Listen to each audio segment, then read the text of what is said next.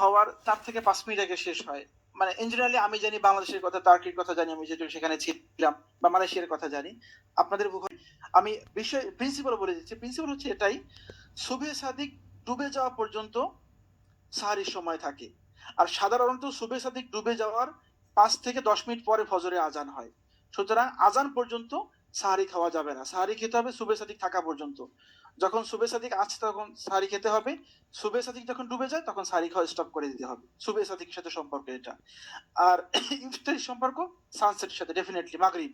যখন সূর্য অস্ত যাবে, অর্থাৎ ইলা গুরুবিশ শামস, যখন সূর্য অস্ত যায় তখনই খাবার খেতে হবে, অর্থাৎ ইফতার করে নিতে হবে।